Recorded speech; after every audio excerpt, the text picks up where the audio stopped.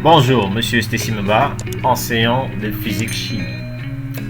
Cette capsule, qui est la deuxième du genre, vient vous présenter la loi d'Ohm. Et la loi d'Ohm a été découverte par Monsieur Jean-Simon Ohm, un physicien. C'est une découverte expérimentale, voilà.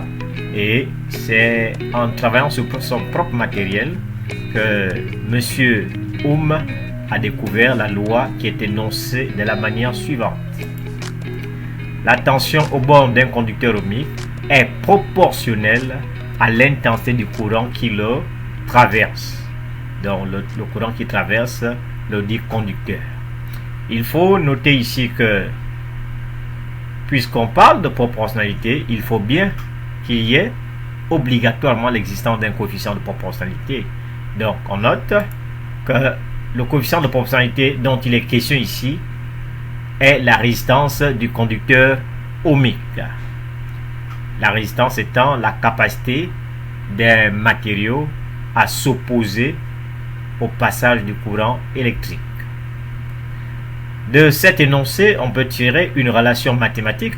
On dit que la tension U au bornes d'un conducteur ohmique est proportionnelle à l'intensité I du courant qui traverse le dit conducteur.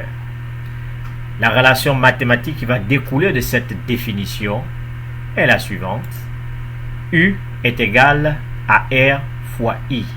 U pour la tension, R pour la résistance du conducteur ohmique et I l'intensité du courant qui traverse le dit conducteur. Inscrit sous cette forme U égale à R fois I, c'est cela la loi d'Ohm. Cette expression mathématique est bien entendu assujettie à des unités SI pour son application. U, la tension, est en volts, R, la résistance en ohm, symbole oméga, et I, l'intensité du courant électrique en ampères. Et en continuant avec la notion de proportionnalité, cela nous invite, nous conduit à présenter la caractéristique intensité de tension d'un conducteur ohmique. On a ici U, caractéristique, donc U en fonction de I. Cela veut dire que c'est I qui se trouve en abscisse. I est en abscisse et U en ordonnée. Voilà la caractéristique intensité de tension de notre conducteur ohmique. Et ici, ce qu'il faut observer, c'est que la caractéristique d'intensité de tension d'un conducteur ohmique est une droite qui passe par l'origine des axes, donc en haut ici. Que la tension au bornes d'un conducteur ohmique est bien proportionnelle à l'intensité du courant qui traverse le dit conducteur. De la loi d'Ohm, on peut tirer également deux autres relations qui peuvent nous permettre soit de calculer R, la résistance du conducteur ohmique, soit de calculer I, l'intensité du courant qui traverse le dit conducteur. On a les relations suivantes.